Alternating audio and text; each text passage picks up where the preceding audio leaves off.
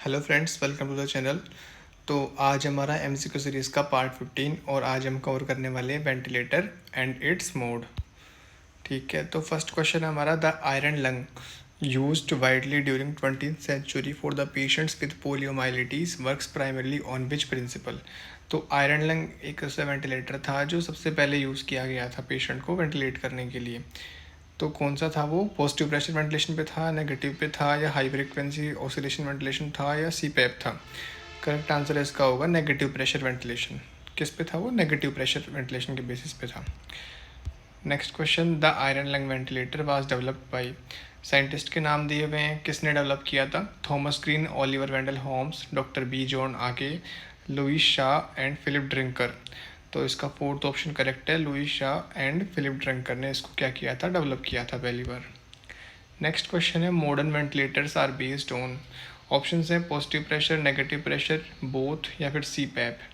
तो मेनली जो आजकल के जो मॉडर्न वेंटिलेटर्स हैं वो किस पे डिपेंड करते हैं? कौन से प्रिंसिपल पे? पॉजिटिव प्रेशर वेंटिलेशन पे डिपेंड करते हैं। फर्स्ट आंसर इसका करेक्ट है। नेक्स्ट क्वेश्चन है, which of the following gases can be used for source in ventilator. ठीक है, तो सोर्स जो मतलब सोर्स क्या होता है? वेंटिलेटर के अंदर क्या होती है? गैसेस आ रही हैं, ठीक है, और वो गैसेस का एक मिक्सचर बनता है, एक हेल्दी मिक्सचर जो सेट किया जाता है पेशेंट के नीड के अकॉर्डिंग, और वो पेशेंट को ट्रांसफ़र किया जाता है ब्रीथ के थ्रू। ठीक है, तो अब वो उसमें कौन कौन से सोर्सेज होती हैं? नाइट्रोजन होती है? नहीं, नाइट्रोजन नहीं होती, नाइट्रस ऑक्साइड भी नहीं होती। एयर होती है, ऑक्सीजन होती है, और नाइट्रस ऑक्साइड भी नहीं होती। नाइट्रस ऑक्साइड, एयर, ऑक्सीजन, ये मिक्सचर भी नहीं होता। नाइट्रस ऑक्साइड, एयर, ऑक्सीजन ये कहाँ मिलता है आपको? ऑपरेशन थिएटर में देखने को मिलता है, क्योंकि वहाँ पे पेशेंट को वेंटिलेट करने के साथ में उसको क्या करना है? एनेस्थेटाइज भी करना है, इसलिए नाइट्रस देते हैं। पर सिर्फ अगर वेंटिलेटर की बात हो रही है तो उसमें एयर एंड ऑक्सीजन ही होती है। तो लास्ट ऑप्शन करेक्ट है। Next question, which of the following can be used for source of pressurised gases. अब जो वेंटिलेटर के अंदर जो गैसेस आ रही हैं, जो मिक्सचर उसका बन रहा है, वो कैसे आ रही हैं? तो ऑप्शन हमारे पास में central gas pipeline supply with blender.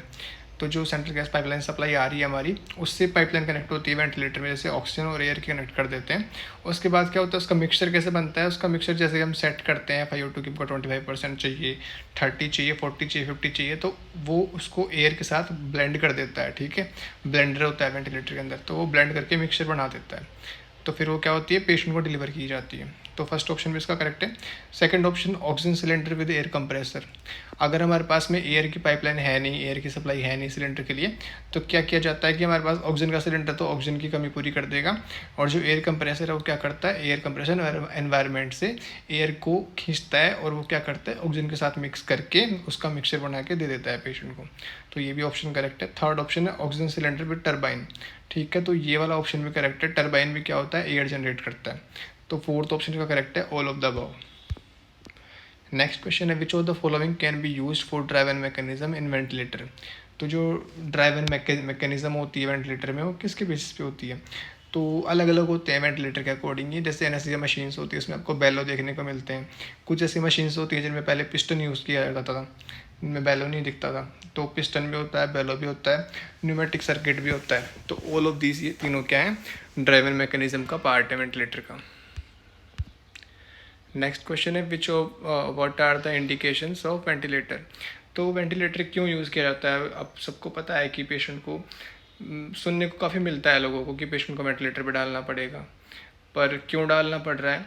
या इसके 2-3 कारण होते हैं मेनली। ठीक है, अगर मेनली ऊपर ऊपर से देखें तो या तो पेशेंट को वेंटिलेट करने के लिए, क्योंकि वो वेंटिलेट नहीं हो पा रहा है, या तो उसके पास टेंडेंसी नहीं बची है कि वो इनफ वेंटिलेशन उसका खुद से करवा सके, या फिर उसके पास ऑक्सीजनेशन नहीं हो पा रहा है उसको। ठीक है, ऑक्सीजन नहीं मिल पा रहा है, या फिर वो वेंटिलेट नहीं हो पा रहा है। तीसरा रीज़न बनता है कि उसको एयरवे प्रोटेक्ट करने के लिए। ठीक है, तो अब इन्हीं के अंदर से क्या निकलते हैं? अलग अलग डिजीज़ निकलती है, जिनकी वजह से तीनों में से कुछ भी हो सकता है, और उसकी वजह से क्या करना पड़ता है? पेशेंट को वेंटिलेटर पे छोड़ डालना पड़ता है। तो क्या क्या हो सकती है ऐसे डिजीज़? Acute lung injury. ठीक है, इसमें पेशेंट खुद से वेंटिलेट नहीं कर पाता, ऑक्सीजनेट भी नहीं कर पाएगा क्योंकि लंग डैमेज हो रखा है। Acute severe asthma requiring intubation. ठीक है, अस्थमा में क्या हो जाता है? ऐसे ही उसको ब्रीथिंग डिफिकल्टी हो जाती है, तो उसमें भी इंट्यूबेशन की जरूरत पड़ती है, तब भी वेंटिलेटर पे डालना पड़ता है।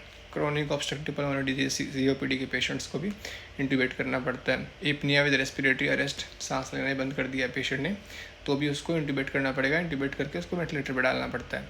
हाइपोक्सीमिया, ऑक्सीजन की कमी आ चुकी है तो भी इंट्यूबेट करना पड़ेगा, वेंटिलेटर पर डालना पड़ेगा। एक्यूट रेस्पिरेटरी एसिडोसिस, ठीक है, ARDS हो गया, सेप्सिस हो गया, शॉक हो गया, क्रोनिक हार्ट फेलियर हो गया, neurological conditions like muscular dystrophy, lateral sclerosis, तो ये सभी कंडीशंस क्या होती हैं, ये इंडिकेशन है वेंटिलेटर पे डालने के पेशेंट को, ठीक है। तो इन सभी कंडीशंस में वेंटिलेटर पे डालना पड़ता है। ये तीनों मैंने मेंशन भी किए हैं, in case of improper ventilation, in case of improper oxygenation और रेस्पिरेटरी प्रोटेक्शन। तो तीनों के लिए क्या करना पड़ता है, पेशेंट को वेंटिलेटर पे कनेक्ट करना पड़ता है। नेक्स्ट हम ये ग्राफ समझेंगे, प्रेशर टाइम का ग्राफ है। इस ग्राफ से क्वेश्चन पूछ जाते हैं, तो ये ग्राफ हमको अच्छे से समझना है। इसमें क्या क्या देखना है हमको कि जो सबसे पहले आप देखेंगे जो इंस्पिरेटरी फ्लो का जो दिखा रखा है इसमें, तो जहाँ से ग्राफ ये शुरू हो रहा है नीचे से, ये इसका मतलब क्या है कि यहाँ पे क्या हो रहा है, पेशेंट का इंस्पिरेशन, पेशेंट का नहीं सॉरी किसी भी पर्सन का इंस्पिरेशन शुरू हो रहा है। तो जैसे जैसे ग्राफ ऊपर जाए जा रहा है तो वैसे वैसे इंस्पिरेशन होता जा रहा है, मतलब प्रेशर बढ़े जा रहा है, ठीक है। अब एक पॉइंट आता है जहाँ पे पीक प्रेशर डिनोट किया गया है कि पीक प्रेशर यहाँ तक पहुँच गया, मतलब आपका इंस्पिरेशन यहाँ पे एंड होता है। सबसे लास्ट पॉइंट होता है ये इंस्पिरेशन का कि हाँ जब मैक्सिमम प्रेशर यहाँ पहुँच चुका है, इसको बोलते हैं मैक्सिमम एरिया प्रेशर या मैक्सिमम पीक प्रेशर भी बोल सकते हैं इसको। तो ठीक है, यहाँ तक पहुँचते पहुँचते हमारा इंस्पिरेशन ख़त्म हो जाता है। उसके बाद में कुछ टाइम के लिए एक्सपिरेशन होने से पहले पहले क्या होता है, बीच में गैप आता है, इंस्पिरेशन और एक्सपिरेशन के बीच में एक गैप आता है, तो उसको क्या बोलते हैं, इंस्पिरेटरी पोज, ठीक है। इंस्पिरेटरी पोज के बाद में एक्सपायरेशन शुरू होता है, तो उसको बोलते हैं एक्सपायरेशन फ्लो टाइम, ठीक है। और जैसे एक्सपायरेशन ख़त्म हो जाएगा उसके बाद फिर एक्सपिरेशन और इंस्पिरेशन के बीच में गैप आता है, उसको बोलते हैं एक्सपिरेटरी पोज। तो चार चीज़ हमको समझनी थी इसमें। इंस्पिरेटरी फ्लो क्या होता है कि beginning of inspiration to end of inspiration, ठीक है, ये हो गया इंस्पिरेटरी फ्लो टाइम। उसके बाद में gap between end of inspiration and beginning of expiration is known as inspiratory pause. उसके बाद में होता है beginning of expiration and end of expiration, उसको बोलते हैं एक्सपायरेशन फ्लो टाइम। उसके बाद में end of expiration and beginning of inspiration is known as expiratory pause, ठीक है। तो चार डेफिनेशन मैंने बता दी। उसके बाद में दो चीज़ और याद रखनी है कि एक होता है पीक प्रेशर, एक होता है प्लेट्यू प्रेशर, ठीक है। प्लेट्यू प्रेशर को पोस्ट प्रेशर भी बोलते हैं। तो जो पीक प्रेशर होता है उसका मतलब क्या होता है कि जब हम इंस्पायर कर रहे हैं और मैक्सिमम हम वॉल्यूम हमने जब अंदर ले लिया, प्रेशर हमारा मैक्सिमम पहुंच चुका है, तो जो ये मैक्सिमम जहाँ पे इंस्पिरेशन ख़त्म हो रहा है वहाँ पे पहुँचते पहुँचते क्या होता है कि जो मैक्सिमम प्रेशर तक पहुँच जाता है हमारा एयरवे में, तो उसको क्या बोलते हैं, पीक प्रेशर, ठीक है। अब आपने इंस्पिरेशन बंद कर दिया, मतलब एल्वेलाई के अंदर क्या हो गया, एल्वेलाई के अंदर अब एयर जाना बंद हो गई है क्योंकि इंस्पिरेशन ख़त्म हो चुका है, ठीक है। तो जो अब बाकी की जो गैस बच गई है रेस्पिरेटरी ट्रैक्ट के अंदर, ठीक है, तो वो क्या होगी, अब बैलेंस करेगी, ठीक है, नोस्ट्रल्स तक वापस पहुंचेगी, मतलब बैलेंसिंग करने के लिए।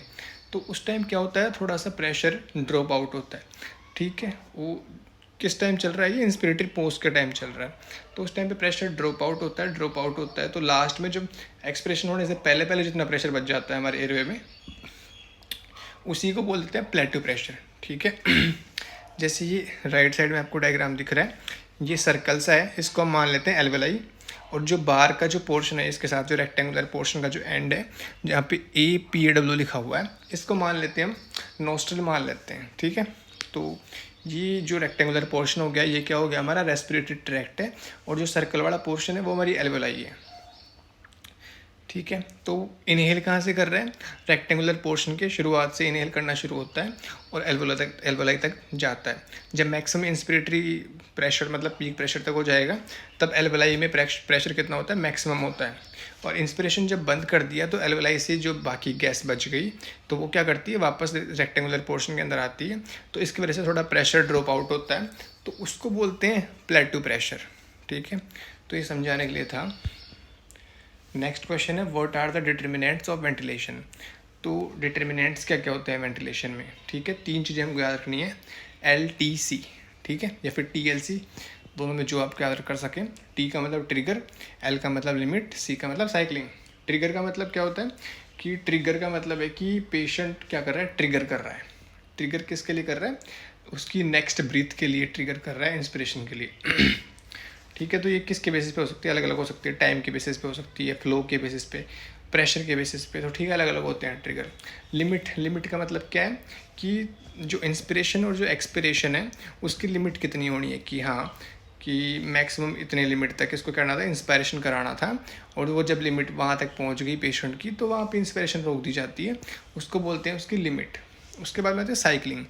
तो लिमिट जब उसको चीज़ को, जैसे मान लें इंस्पिरेशन को रोक दी है, एक्सप्रेशन शुरू होने वाला है, तो जो इनके बीच में जो चेंज ओवर होएगा उसको बोलते हैं साइकिलिंग। तो तीनों ये क्या हैं? डिटर्मिनेंट्स हैं वेंटिलेशन के। Trigger, limit, cycling. ट्रिगर ने इनिशिएट करवाया, लिमिट ने एंड करवाया, साइकिलिंग ने दूसरी फेज में कन्वर्ट किया। तो ऑल ऑफ दिस का आंसर है। नेक्स्ट क्वेश्चन है correct statement about ventilator breath types. ठीक है, तो हमारे जो वेंटिलेटर के मोड होते हैं उनके अकॉर्डिंग जो ब्रीथ होती है उसको हम पढ़ लेते हैं। दो तरह की ब्रीथ होती हैं, एक कंट्रोल्ड ब्रीथ, एक असिस्टेड ब्रीथ। ठीक है, तो कंट्रोल्ड में क्या होता है? टोटली वेंटिलेटर के अंडर होता है पेशेंट। असिस्टेड के अंदर क्या होता है कि पेशेंट इनिशिएट करता है ब्रीथ, पर सपोर्ट कौन करेगा उसको? सपोर्ट करेगा उसको वेंटिलेटर। तो स्टेटमेंट पढ़ लेते हैं। पहला ऑप्शन है controlled breath, initiated by ventilator but patient can also initiate its by its own. तो वेंटिलेटर इनिशिएट करता है, ये बात तो ठीक है, पर जो इसकी आगे की लाइन थी but patient can also initiate its own breath, पर ये स्टेटमेंट इसका गलत है। पेशेंट खुद से अगर इनिशिएट करेगा तो वो उसको करने नहीं देगा वेंटिलेटर कंट्रोल मोड में। ठीक है, क्योंकि कंट्रोल में क्या होता है? टोटली वेंटिलेटर के ऊपर डिपेंडेंट है पेशेंट। पेशेंट अगर खुद से सांस लेना चाहेगा भी तो भी उसको वो सांस उसके अकॉर्डिंग नहीं लेने देगा। वेंटिलेटर अपने आप अकॉर्डिंग क्या करता है? उसको ब्रीथ डिलीवर करता है। नेक्स्ट है second option, assisted breath, initiated by patient and assisted by ventilator. ये ऑप्शन ठीक है कि इनिशिएट कर रहा है पेशेंट, क्योंकि असिस्टेड में क्या होता है? असिस्ट मतलब क्या होता है? सिर्फ असिस्ट करना है पेशेंट को। इनिशिएट तो खुद से कर रहा है वो, बस उसको असिस्ट करना है, मतलब थोड़ा सपोर्ट करना है उसको। तो initiated by patient and assisted by ventilator, ये ऑप्शन ठीक है। Next option controlled breath, only ventilator can initiate breath, the breath that are initiated by patient will be blocked by ventilator. तो थर्ड ऑप्शन भी इसका correct है, क्योंकि सब कुछ क्या है? वेंटिलेटर के अकॉर्डिंग होगा कंट्रोल के अंदर, पेशेंट के अंदर अकॉर्डिंग नहीं होता कुछ भी। फोर्थ ऑप्शन है assisted breath, initiated by ventilator and assisted by patient, तो ये भी गलत है। करेक्ट आंसर इसका सेकंड और थर्ड ऑप्शन। नेक्स्ट क्वेश्चन है what are the different types of mode of ventilator. तो ये सबसे इम्पोर्टेंट यहीं से शुरू हो जाता है वेंटिलेटर का, कि इसके 4 मोड होते हैं बेसिकली। जब आप आईसीयू या फिर कहीं पे भी क्रिटिकल केयर में आप वेंटिलेटर सेटअप करेंगे तो सबसे पहले बेसिकली जब वेंटिलेटर को ऑन करते हैं सबसे पहले उसका टेस्ट किया जाता है कि वो सही से काम कर रहा है कि नहीं कर रहा। लीक टेस्ट होता है उसका, सेंसर का टेस्ट होता है उसका, और उसका फ्लो सेंसर का टेस्ट होता है ना। और जब उसका टेस्ट कंप्लीट होता है तो उसके बाद में वेंटिलेटर मांगता है हमसे कि हमको कौन सा मोड में सेलेक्ट करना है उसको, ताकि पेशेंट को किसके अकॉर्डिंग ब्रीथ देनी है। तो जो ये चारों मोड हैं अलग अलग, वो किस तरीके से हैं, जैसे कि कोई जो नई गाड़ियाँ आ रही हैं आजकल तो उनमें ऑटोमेटिक गियर वाला होता है सिस्टम। तो जैसे कि नॉर्मल मोड होता है, स्पोर्टी मोड होता है, ठीक है। तो सब ये अलग अलग मोड का मतलब है कि अलग अलग तरीके से वो फंक्शनिंग करेगा, ठीक है। तो वेंटिलेटर का भी यही है कि 4 अलग अलग मोड होते हैं, चारों की अलग अलग फंक्शनिंग होती है। तो पहला है हमारा कंटिन्यूस मैंडेटरी वेंटिलेशन, ठीक है, जिसमें पूरा कंट्रोल किसके ऊपर है? वेंटिलेटर के ऊपर है। दूसरा है असिस्ट कंट्रोल वेंटिलेशन, इसमें क्या है? पेशेंट इनिशिएट करता है पर उसको सपोर्ट कौन करता है, उसको पूरा कंप्लीट कौन करवाता है? वेंटिलेटर। थर्ड है synchronous intermittent mandatory ventilation. Synchronous intermittent मतलब कि इसमें क्या हो रहा है कि इसमें पेशेंट खुद की ब्रीथ लेगा, पर क्या होगा, जो बीच बीच में मैंडेटरी ब्रीथ है वो वेंटिलेटर प्रोवाइड करवाता है। फोर्थ ऑप्शन है pressure support ventilation. Pressure support में क्या होता है कि सब कुछ पेशेंट खुद से कर रहा है, बस उसको अच्छे से लास्ट में सपोर्ट देने की ज़रूरत होती है, तो वो कौन दे देता है? उसको वेंटिलेटर दे देता है, प्रेशर सपोर्ट वेंटिलेशन। तो ऑल ऑफ दिस इसका आंसर है। एक एक मोड को मैं आपको समझाता हूँ थोड़ा एग्जांपल लेके। जैसे पहले मैं समझा देता हूँ, उसके बाद हम क्वेश्चंस करेंगे तो आपको डाउट क्लियर हो जाएंगे। जैसे मान लेते हैं कोई पुलअप कर रहा है, ठीक है, कोई पेशेंट है, पेशेंट मान लेते हैं जो पुलअप करने वाला है, नीचे उसका खड़ा है फ्रेंड। फ्रेंड कौन है? वेंटिलेटर, ठीक है। तो सबसे पहले हम मान लेते हैं कि उसको कुछ मतलब पुलअप्स करने आते ही नहीं है, ठीक है, बिल्कुल भी नहीं आते। तो सीधा सा उसके फ्रेंड ने क्या बोला कि हाथ से उसको पकड़ ले ऊपर से, बाकी पुलअप्स उसको उसका फ्रेंड करवा रहा है, ठीक है, ऊपर भी फ्रेंड करेगा, नीचे भी फ्रेंड करेगा उसको उठा के। तो इसका मतलब क्या है, पहला है ये कंटिन्यूस मैंडेटरी वेंटिलेशन। मैंडेटरी मतलब सब कुछ क्या होने वाला है, मैंडेटरी होने वाला है वेंटिलेटर की तरफ से, ठीक है, कि वो ऊपर भी उसको वही करेगा, नीचे भी उसको वही लेके आएगा। तो ये क्या चल रहा है, उसको एक तरीके से उसका शुरुआत, बिगिनिंग फेज है। तो वो तो होता है कंटिन्यूस मैंडेटरी वेंटिलेशन। दूसरी फेज कब आती है, जब उसने थोड़ा पुलअप्स मारने सीख लिए, ठीक है। तो अब वो क्या करेगा, जो पुलअप सीख रहा था वो क्या करेगा, खुद से इनिशिएट करेगा, हाँ ऊपर खींचने की खुद को कोशिश करेगा, पर वो सिर्फ खींचने की कोशिश कर पाएगा क्योंकि उसके पास अभी इतनी पावर नहीं आई है कि वो पूरा ऊपर तक चला जाए खुद से। तो वो सिर्फ खींचने की कोशिश करेगा और उसको ऊपर तक कौन पहुंचा देगा, उसको ऊपर तक पहुंचाएगा उसका दोस्त यानी कि वेंटिलेटर, ठीक है। तो पेशेंट खुद की ब्रीथ इनिशिएट करेगा, पर उसको ब्रीथ कंप्लीट कौन करवा के देगा, वेंटिलेटर। कौन करवाता है, कौन से मोड में, असिस्ट कंट्रोल वेंटिलेशन, ठीक है। तो ये मिक्सअप सा है कंट्रोल और असिस्टेंस दोनों का, ठीक है। और इसके अंदर क्या होता है कि पेशेंट जितनी बार इनिशिएट करेगा उतनी बार वेंटिलेटर क्या करेगा, उसको पूरी पूरी ब्रीथ प्रोवाइड करवाएगा। जैसे पेशेंट ने 16 बार क्या, नॉर्मली कितना होता है ब्रीथ हमारा, 12 से 16 होता है पर मिनट। पेशेंट अगर कोशिश कर रहा है कि वो 20 बार इनिशिएट कर रहा है, ट्रिगर कर रहा है 20 बार, तो ये वेंटिलेटर क्या करता है, उसको 20 बार पूरी टाइडल वॉल्यूम दे देता है, ठीक है। तो इसको क्या करना है, बस पेशेंट को इनिशिएट करवाना है, आगे सारा काम कौन करता है, वेंटिलेटर, ठीक है। तो इसके अंदर एक इशू भी क्रिएट होता है, तो वो इसका एक कॉम्प्लिकेशन बन जाता है आगे जाके, वो मैं आपको क्वेश्चन के थ्रू बताऊंगा आगे आके। थर्ड स्टेटमेंट है सिंक्रोनस इंटरमीडिएट मैंडेटरी वेंटिलेशन। अब क्या हो चुका है कि उसको पुलअप्स लगाने आ चुके हैं, ठीक है। तो जैसे कि ऐसा होता है कि 1 मिनट में जैसे 12 या 16 बार अपने को सांस लेनी होती है, तो पेशेंट को जैसे पुलअप्स मार लेते हैं सांस की जगह पे, कि उसको क्या करने हैं, 12 से 16 पुलअप्स मारने हैं, पर क्या है वो रेगुलरली नहीं मार पाएगा इतने सारे, ठीक है। तो वो क्या कर रहा है, 2-3 पुलअप्स लगा रहा है, फिर जो चौथा पुलअप है वो कौन करवा रहा है उसको, उसका फ्रेंड वेंटिलेटर, वो खुद उससे को करवाएगा। फिर से 2-3 पुलअप्स वो खुद से मार रहा है, फिर 8th पुलअप कौन करवा रहा है उसको, वेंटिलेटर। फिर से 2-3 वो खुद से कर रहा है, और 12th कौन करवा रहा है उसको, वेंटिलेटर। मतलब 3-3 4-4 के गैप के बाद में उसको कौन करवा रहा है, वेंटिलेट कौन कर रहा है, वेंटिलेटर, ठीक है। तो जो वेंटिलेटर करवा रहा है उसको, तो उसको बोलते हैं मैंडेटरी ब्रीथ, और जो खुद से वो ले रहा है उसको बोलते हैं स्पॉन्टेनियस ब्रीथ, ठीक है।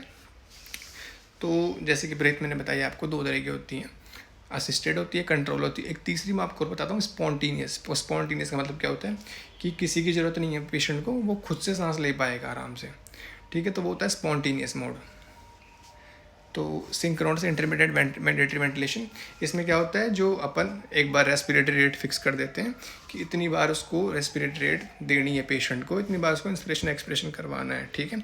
रेट आप डिसाइड करेंगे, उसमें अब मैंडेटरी ब्रीथ भी आप डिसाइड करेंगे कि जैसे 12 में से 4 उसको वेंटिलेटर प्रोवाइड करवाएगा और 8 वो खुद से ले लेगा बिना किसी हेल्प के, ठीक है। तो उसको बोलते हैं synchronous intermediate mandatory ventilation.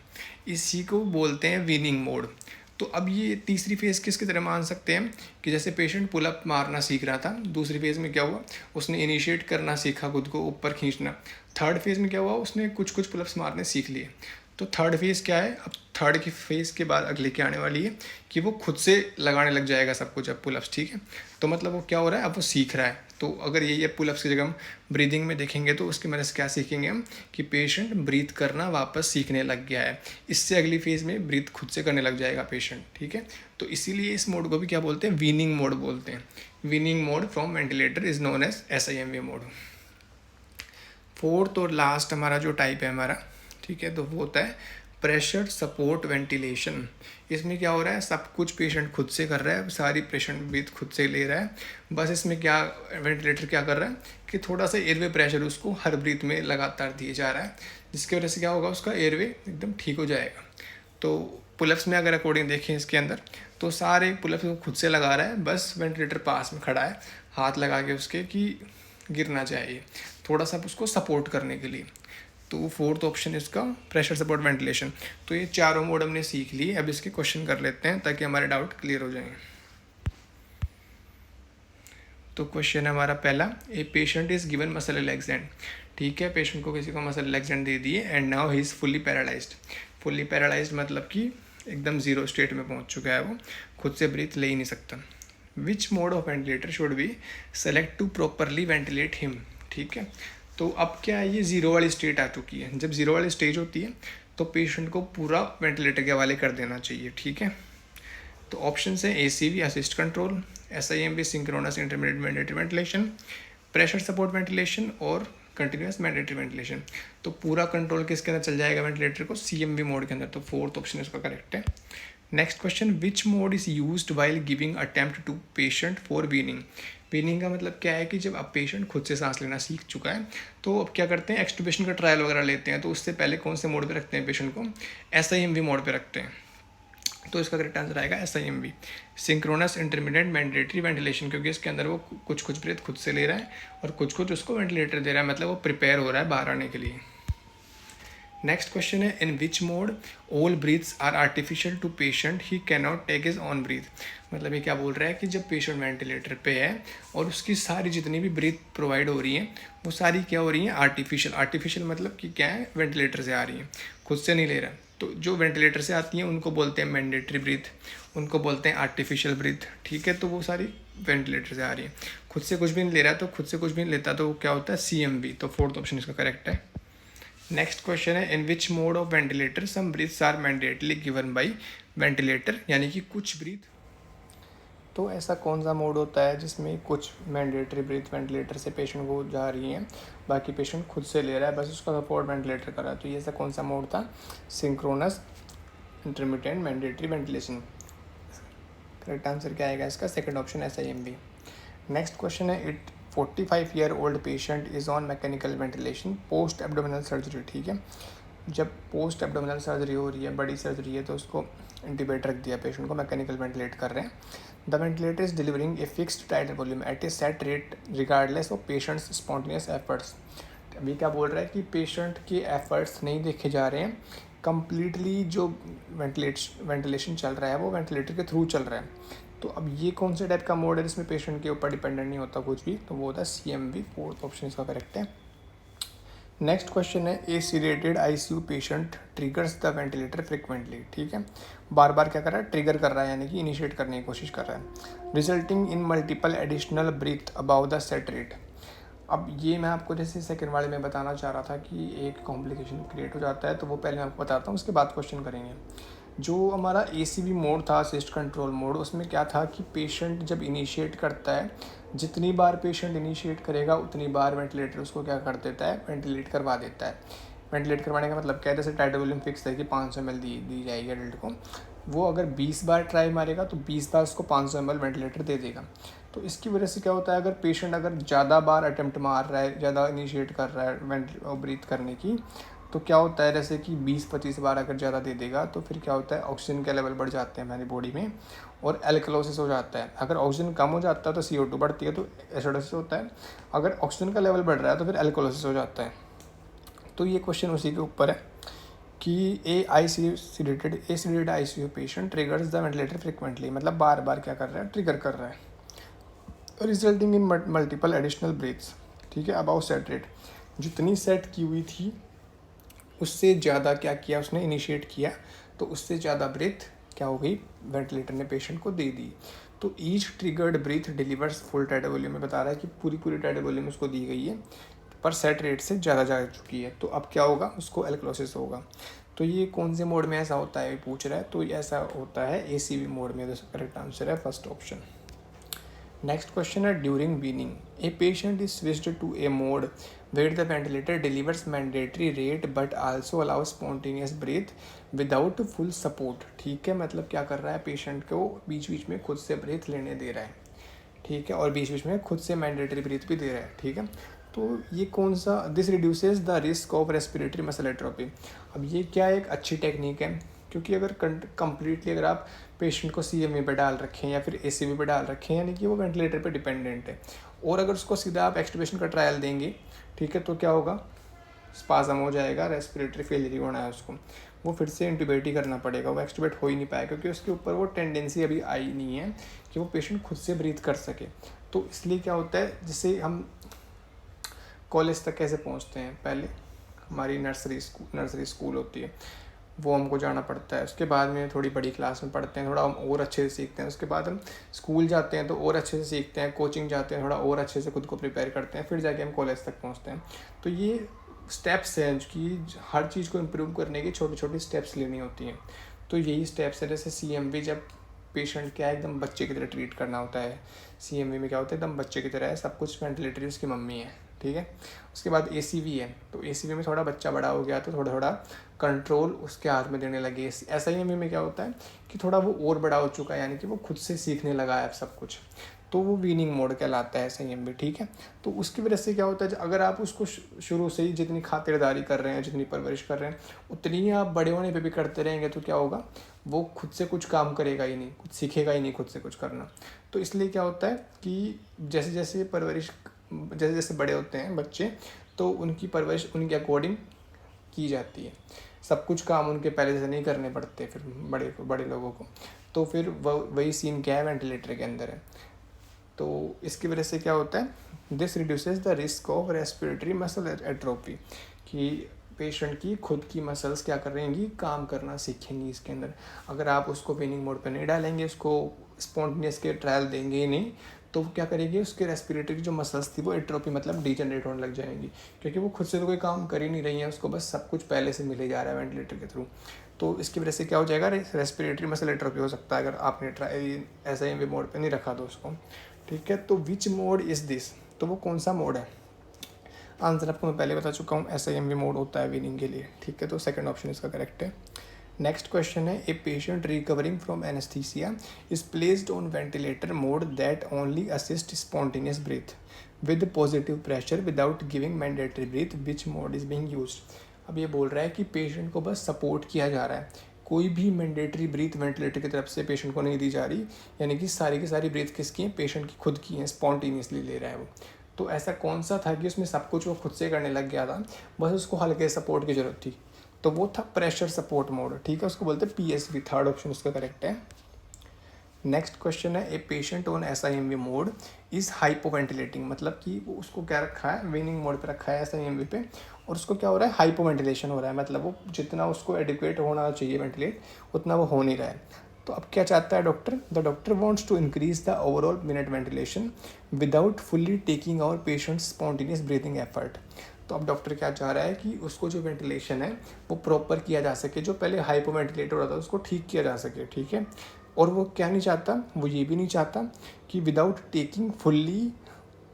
Fully taking over the patient spontaneous breathing effort, मतलब वो ये भी नहीं चाहता कि सब कुछ क्या कर दिया जाए, पेशेंट के ऊपर छोड़ दिया जाए, फिर या फिर पूरी उसकी स्पॉन्टेनियस ब्रीथ खत्म कर दी जाए, मतलब वो चाहता है कि उसको कोशिश करने दी जाए, ठीक है। अब इस कंडीशन में क्या करना चाहिए कि उसको बस थोड़ा सा सपोर्ट दो आप, ठीक है। तो इसके साथ अब SIMV मोड पे ऐसा नहीं होगा कि SIMV को हटा के आप ACV पे डाल दो या CMV पे डाल दो, क्योंकि डॉक्टर चाह रहा है कि वो कोशिश ऐसे करता रहे, बस उसको थोड़ा सपोर्ट दे दिया जाए। तो सपोर्ट के लिए क्या किया जाता है, SIMV के साथ में क्या कर देते हैं, थोड़ा सा प्रेशर सपोर्ट बढ़ा देते हैं, तो क्या कर देंगे, इंक्रीज प्रेशर सपोर्ट, ठीक है। तो सेकंड ऑप्शन इसका करेक्ट है। अगर इसमें ऐसा होता कि पेशेंट बिल्कुल खुद से कुछ कर ही नहीं पा रहा है, तब तो उसको CMV पे डालना पड़ता, ठीक है। लेकिन इसमें डॉक्टर क्या चाह रहा है कि वो कर पा रहा है, तो इसलिए क्या डालेंगे हम, प्रेशर सपोर्ट ऐड कर देंगे इसके अंदर, सेकंड ऑप्शन इसका करेक्ट है। नेक्स्ट क्वेश्चन है, इसमें बताऊँ आपको प्रेशर सपोर्ट में क्या क्या होता है। पीप होता है, positive and expiratory pressure, CPAP वगैरह भी हो सकते हैं, ठीक है, जो कि नॉन इन्वेजिव मेथड्स हैं, तो वो मैं आपको आगे बताऊँगा। नेक्स्ट क्वेश्चन है, a patient with neuromuscular weakness can not trigger breath on their own, ठीक है, यानी कि न्यूरोमस्कुलर वीकनेस हो रखी है पेशेंट को, वो खुद से ट्रिगर कर नहीं पा रहा है। The ventilator is providing all breath with a preset volume and rate, ठीक है, which 2 modes can provide this full support. अब ये बता रहा है कि पेशेंट खुद से इनिशिएट कर ही नहीं पा रहा है ब्रीथ, ठीक है। तो जब कर नहीं पाता है तो फिर पूरा किसके ऊपर आ जाता है, कंट्रोल मोड पे आ जाता है, कंट्रोल मोड वेंटिलेटर पे होता है, ठीक है। तो CMV तो इसका आंसर होना ही होना है। इसके साथ में क्या हो सकता है, ACV मोड भी सिलेक्ट कर सकते हैं हम, कि इस बार भी CRE में जब क्वेश्चन पूछा था तो उसके चारों ऑप्शंस के अंदर CMV ऑप्शन में था ही नहीं, असिस्ट कंट्रोल था, CPAP था, प्रेशर सपोर्ट था, तो ऐसे करके 4 ये ऑप्शंस थे। SIMV मोड था एक, तो CMV उसके अंदर नहीं था, तो उस कंडीशन में हम ACV मोड भी उसको कर सकते हैं। क्योंकि ACV में भी क्या होता है कि अगर पेशेंट खुद से इनिशिएट करता है तो ठीक है, पर ना वेंटिलेटर क्या करता है, खुद से उसको ब्रीथ प्रोवाइड कराने लग जाता है, सारी ब्रीथ क्या कर देता है, वो मैंडेटरी कर देता है अगर पेशेंट खुद से इनिशिएट नहीं करेगा तो सेकंड ऑप्शन इसका करेक्ट है, ACV and CMV। Next question है, which of the following are non invasive methods of ventilation. तो CPAP होता है, BiPAP होता है, PEEP होता है क्या? PEEP कोई नॉन इन्वेजिव मेथड नहीं है। PEEP क्या है, एक प्रेशर जैसे पॉजिटिव एंड एक्सपिरेटरी प्रेशर, मतलब कि ये तो अलग से हम इसको प्रोवाइड नहीं करवाते हैं, ऐसे नहीं बोलते कि मास्क लगा दो इसको PEEP देना है, ठीक है। तो PEEP तो क्या होता है, एक अंदर से प्रेशर जनरेट करना होता है, ठीक है। तो PEEP कोई नॉन इन्वेजिव मेथड नहीं होता, CPAP और BiPAP दोनों होते हैं। इसका लास्ट ऑप्शन करेक्ट है। तो नेक्स्ट क्वेश्चन है, the primary purpose of applying PEEP during mechanical ventilation is. तो अब ये पूछ रहा है कि समझते हैं हम कि PEEP होता क्या है। पहले तो इसकी फुल फॉर्म है पॉजिटिव एंड एक्सपिरेटरी प्रेशर, कि जब हमारी एल्वेलाई में एक्सपिरेशन हो रहा है, एक्सपायरेशन जब खत्म होता है तब एल्वेलाई में क्या होता है, जो एल्वेलाई पहले फूली हुई थी अब वो क्या कर रहा है, एक्सपायर कर रहा है, मतलब वो खाली होने लग रही है। तो खाली होने लग रही है, तो खाली होती होती वो कोलैप्स ना कर जाएँ, ठीक है। तो कोलैप्स ना कर जाएँ इसके लिए हमारी पहले से जो एल्वेलाई होती हैं उनके अंदर क्या होता है, एक प्रेशर जनरेटेड होता है पहले से। जैसे कि नॉर्मल कोई पेशेंट कोई इंट्यूबेटेड नहीं है, तो हम भी जैसे कि हम अभी बैठे हैं, कुछ खड़े हैं, कुछ भी काम कर रहे हैं, तो अभी भी हमारी एल्वेलाई के अंदर एक पॉजिटिव एंड एक्सपिरेटरी प्रेशर है पहले से, ठीक है। तो एक रेंज तक पहले से PEEP हमारी लंग्स के अंदर एल्वेलाई के अंदर होता है, 3 to 5 सेंटीमीटर S2 होता है, नॉर्मल फिजियोलॉजिकल PEEP बोलते हैं। जब ये क्या होता है, कुछ पेशेंट्स में जैसे कि एल्वेलाई डैमेज होने लगती है तो उनमें PEEP खत्म हो जाता है। खत्म हो जाएगा तो क्या होगा, उनकी एल्वेलाई धीरे धीरे कोलैप्स करना शुरू कर देंगी, तो वो धीरे धीरे खत्म होती जाएंगी एल्वेलाई। तो उसको प्रिवेंट करने के लिए क्या, तो ऑप्शन है हमारे पास, to increase tidal volume, to prevent alveolar collapse and improve oxygenation, to decrease respiratory rate, to increase inspiratory flow. तो सीधा से हमने क्या समझा कि एल्वेलाई को कोलैप्स करने से प्रिवेंट करना है, और जब हम कोलैप्स करने से प्रिवेंट कर लेंगे तो क्या होगा, एल्वेलाई ख़राब नहीं होगी, ख़राब नहीं होगी तो क्या होगा, ऑक्सीजनेशन भी हमारा इंप्रूव होता है। तो सेकंड ऑप्शन इसका करेक्ट है। आप एल्वेलाई की पिक्चर भी देख सकते हैं, कोलैप्स्ड एल्वेलाई कैसे दिखती है और एल्वेलाई विद PEEP कैसे दिखती है, फूली हुई दिखती है। नेक्स्ट क्वेश्चन है, इंडिकेशंस ऑफ PEEP। PEEP कब देना होता है, ठीक है। नॉर्मली फिजियोलॉजिकल PEEP होता है, अगर वो नहीं है तो देना पड़ सकता है, ठीक है। और ये नॉर्मली किसके लिए दे रहे हैं हम, ऑक्सीजनेशन की एफिशिएंसी को बढ़ाने के लिए, ठीक है। तो ऑप्शन हमारे पास में ARDS, cardiogenic pulmonary oedema, atelectasis, hypoxemic respiratory failure. तो इन सभी कंडीशंस में क्या होता है, PEEP हम दे सकते हैं, जिनकी चारों कंडीशन में क्या होता है, PEEP देने से पेशेंट को बेनिफिट ही होना है, ठीक है, उसका ऑक्सीजनेशन इंप्रूव हो जाएगा। तो ऑल ऑफ द अबव, ठीक है। नेक्स्ट क्वेश्चन है, what is the typical range of PEEP that is used in patients during mechanical ventilation. तो कितनी वैल्यू हम यूज़ कर सकते हैं नॉर्मली, तो वो होती है 5 to 10 सेंटीमीटर S2। और कोई पेशेंट्स है जैसे ARDS वगैरह के पेशेंट्स हो गए तो उनमें PEEP हम 15 तक भी यूज़ कर सकते हैं, 10, 15, 20 तक भी चल जाता है, ठीक है। तो नॉर्मली कितना रखते हैं, टिपिकल रेंज कितनी है, 5 to 10 centimetre S2। Second option इसका करेक्ट है। ये देखिए लिख भी दिया मैंने, physiological PEEP is around 3 to 5 centimetre S2 to prevent alveolar collapse. ये फिजियोलॉजिकल PEEP मतलब ये हमारी बॉडी के अंदर हेल्दी लंग्स के अंदर, हेल्दी एल्वेलाई के अंदर इतना PEEP होता है, ठीक है, ताकि वो एल्वेलाई कोलैप्स ना करें। उसके बाद में हायर PEEP यूज़ करते हैं 10 से 15 के बीच में, कब, क्योंकि सीवियर ARDS या फिर रिफ्रैक्टरी हाइपोक्सीमिया का पेशेंट है। तो नेक्स्ट क्वेश्चन है, the most clinical indication of using CPAP therapy. अब हमने PEEP पढ़ लिया, अब CPAP पढ़ते हैं। CPAP क्या होता है, CPAP का मतलब है कंटिन्यूस पॉजिटिव एयरवे प्रेशर, ठीक है। तो उसकी PEEP में तो क्या कर रहे थे हम, एल्वेलाई को ओपन रखने के लिए एंड एक्सपिरेटरी प्रेशर दे रहे थे, कि एक्सपिरेशन के टाइम पे जब एक्सपिरेशन खत्म हो रहा है तब एक प्रेशर दिया जा रहा था, उसको बोलते थे PEEP। अब कंटिन्यूसली अगर प्रेशर दे रहे हैं तो उसको बोलते हैं continuous positive pressure, continuous CPAP बोलते हैं, कंटिन्यूस पॉजिटिव एयरवे प्रेशर, ठीक है। तो ऑप्शन हमारे पास में कब देना होता है, asthma, ARDS, obstructive sleep apnoea, COPD। Normally सभी कंडीशंस में हम CPAP यूज़ कर सकते हैं, ठीक है। पर मोस्ट कॉमन क्लिनिकल इंडिकेशन पूछा है क्वेश्चन में, तो मोस्ट कॉमन हमको अच्छे से पहले क्वेश्चन हमको अच्छे से पढ़ना होता है। मोस्ट कॉमन अगर पूछ लिया तो सबसे पहले हम किसका आंसर देंगे, इसका obstructive sleep apnoea. Sleep apnoea का मतलब क्या है कि कुछ पेशेंट्स होते हैं जिनको क्या होता है कि वो सोते रहते हैं और सोते सोते उनकी रेस्पिरेटरी ड्राइव काम करना बंद कर देती है, मतलब कि वो सांस लेना बंद कर देंगे। तो उस कंडीशन में क्या होता है कि इनका एयरवे काम ही नहीं करता है, ठीक है। तो इस कंडीशन में हम ऐसे पेशेंट को क्या किया जाता है, जब वो सो रहे होते हैं तो उनको CPAP दिया जाता है, ठीक है, और होल नाइट भी देना पड़ सकता है कि रात को उनको CPAP देते रहेंगे, जिसकी वजह से उनका एयरवे खुला रहेगा। तो कंटिन्यूस पॉजिटिव एयरवे प्रेशर, इसको कब यूज़ करते हैं? ऑब्स्ट्रक्टिव स्लीप एपनिया के अंदर। नेक्स्ट क्वेश्चन है the main difference between CPAP and BiPAP is. तो हमने प्रेशर सपोर्ट के अंदर PEEP पढ़ लिया, CPAP पढ़ लिया, अब हम पढ़ते हैं BiPAP। ठीक है, BiPAP का मतलब क्या होता है? By level positive airway pressure. ठीक है, तो बाई लेवल का कंटिन्यूस में तो क्या था? सिर्फ एक कंटिन्यूसली प्रेशर जा रहा है, चाहे वो पेशेंट इंस्पायर कर रहा हो चाहे पेशेंट एक्सपायर कर रहा हो। ठीक है, दोनों कंडीशंस में एक सेम प्रेशर जा रहा है वेंटिलेटर के थ्रू, किसके पास? पेशेंट के पास में। BiPAP में क्या होता है कि BiPAP मतलब बाई लेवल मतलब कि दो अलग अलग लेवल्स डिसाइड होते हैं। इंस्पिरेशन के टाइम पे प्रेशर की रेंज कुछ अलग होती है, एक्सपिरेशन के टाइम पे प्रेशर की रेंज कुछ अलग होती है। ठीक है, तो करेक्ट आंसर क्या होगा इसका? सेकंड ऑप्शन देखते हैं, CPAP delivers one continuous airway pressure. ये स्टेटमेंट ठीक है। CPAP क्या करता है? एक ही कंटिन्यूस एयरवे प्रेशर को डिलीवर करता है, जबकि BiPAP क्या करता है? BiPAP delivers two different pressure, मतलब एक्सपिरेशन पे अलग और इंस्पिरेशन पे अलग। तो ये तीन मोड हमने पढ़ लिए प्रेशर सपोर्ट के, CPAP, BiPAP, PEEP। जबकि CPAP और BiPAP दोनों क्या है? ये नॉन इन्वेजिव मेथड्स में आते हैं, मास्क के थ्रू करते हैं इनको। ठीक है, नेक्स्ट क्वेश्चन है high frequency jet ventilation is used in patients with. अब high frequency jet ventilation HFGV का आपने नाम सुना होगा। तो HFGV क्या होता है मैं आपको बताता हूँ कि किसी पेशेंट को मान लेते हैं कि स्टीनोसिस हो गया। स्टीनोसिस मतलब क्या होता है कि जैसे मान लेते हैं कि जो रेस्पिरेटरी ट्रैक्ट है वो क्या हो गई है? अब पतली हो गई है, जो उसका स्पेस था बीच का वो नैरो हो गया है। ठीक है, अब वो किसी भी वजह से हो सकता है, क्या पता उसकी वॉल्स में डिपोजिशन हो गया है, डैमेज हो गया है, इडेमा हो गया है, तो उनकी वजह से क्या होता है? वॉल में क्या हो जाता है? वॉल नैरो हो जाती है उनकी। तो अब रेस्पिरेटरी ट्रैक्ट जब उनका नैरो हो गया, तो जब बड़ी वॉल थी तब आप 500 ml का एक टाइड वॉल्यूम का पैकेट अंदर डाल रहे थे, कोई दिक्कत नहीं थी। अब क्या हो गया? रेस्पिरेटरी ट्रैक्ट नैरो हो चुका है। ठीक है, अब अगर आप 500 ml का टाइड वॉल्यूम अगर उसको देना चाहेंगे पेशेंट को, तो इसकी वजह से क्या होगा? उसको बैरोट्रोमा हो जाएगा, उसकी रेस्पिरेटरी ट्रैक्ट डैमेज हो सकती है, क्योंकि वो पाइप पतली हो चुकी है, इतनी वो सहन नहीं कर पाएगी, इतना उसके अंदर स्पेस ही नहीं है कि एक साथ उतनी उसमें एयर का फ्लो जा सके।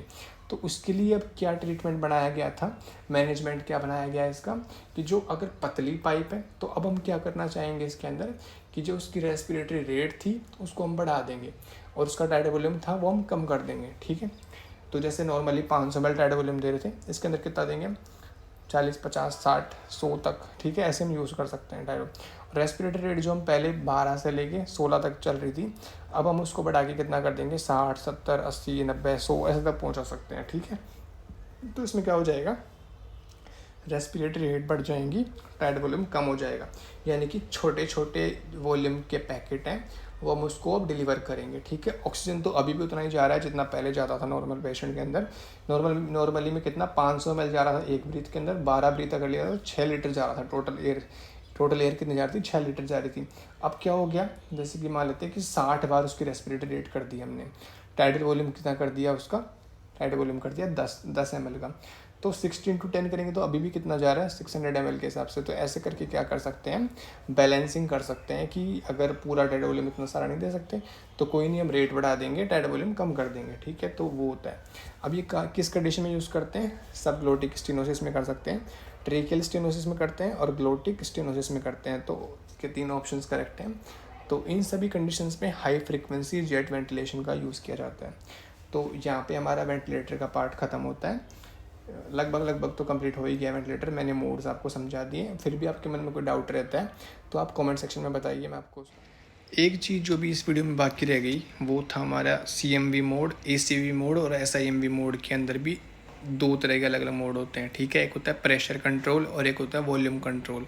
ठीक है, तो प्रेशर कंट्रोल में हम क्या करते हैं कि एक फिक्स्ड प्रेशर हम फिक्स कर देते हैं कि इंस्पिरेटरी प्रेशर इस रेंज तक जाएगा, तो उसकी क्या होगी? उसकी ब्रीथ का इंस्पिरेशन ख़त्म कर दिया जाएगा और वहाँ से एक्सपिरेशन शुरू कर दिया जाएगा। ठीक है, तो उसको बोलते हैं कि हम पी इंस्पिरेटरी पहले से डिसाइड कर देंगे। ठीक है, तो प्रेशर कंट्रोल में क्या होता है? इंस्पिरेटरी प्रेशर हम पहले से डिसाइड कर देते हैं, जब वो वहाँ तक पहुँच जाएगा पेशेंट तो उसका क्या कर दिया जाएगा? उस ब्रीथ को टर्मिनेट कर दिया जाएगा, नेक्स्ट ब्रीथ की तरफ आगे बढ़ा जाएगा। ठीक है, एक होता है वॉल्यूम कंट्रोल। तो वॉल्यूम कंट्रोल में क्या होता है कि हमको जैसे कि नॉर्मली पेशेंट का टायर्ड वॉल्यूम कितना, एडल्ट का टायर्ड वॉल्यूम कितना होता है 500 ml के आसपास माना जाता है 70 kg का।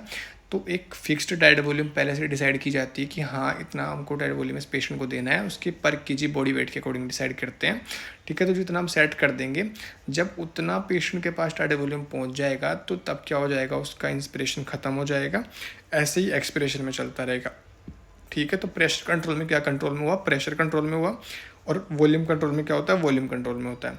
अब दोनों के अंदर एक बात समझनी है हमको कि प्रेशर कंट्रोल मान लेते हैं कि हम किसी को COPD का पेशेंट है, ऑब्स्ट्रक्टिव जैसे रेस्पिरेटरी ट्रैक्ट है, COPD chronic obstructive respiratory disorder. तो ऑब्स्ट्रक्टिव जो डिसऑर्डर्स हैं उनके अंदर क्या रखना होता है हमको, इंस्पिरेटरी प्रेशर क्या होता है, कम रखने होते हैं, क्योंकि उनके चांसेस होते हैं प्रेशर अगर ज़्यादा देंगे हम उनको क्या होता है, तो डैमेज हो सकता है, उनका बैरोट्रोमा हो सकता है। इन्हीं पेशेंट को अगर आप वॉल्यूम कंट्रोल दोगे तो वॉल्यूम कंट्रोल में जैसे जब तक वो पूरा टाइट वॉल्यूम देने देगा पेशेंट को, जैसे 500 ml, तो उसके अंदर क्या होता है, वॉल्यूम कंट्रोल में प्रेशर पे वो ध्यान नहीं देता, उसको मतलब है सिर्फ उसका वॉल्यूम डिलीवर करने से। तो जब उसको पूरा वॉल्यूम डिलीवर कर देगा तो तभी वो उसकी ब्रीथ को क्या करता है, बंद करता है। तब तक अगर उसको अंदर से बैरोट्रोमा हो गया, प्रेशर उसके एक्सीड कर गए, तो फिर वो वेंटिलेटर्स के ऊपर ध्यान नहीं देता है। इसके अंदर क्या होता है, पेशेंट को बैरोट्रोमा के चांसेस होते हैं।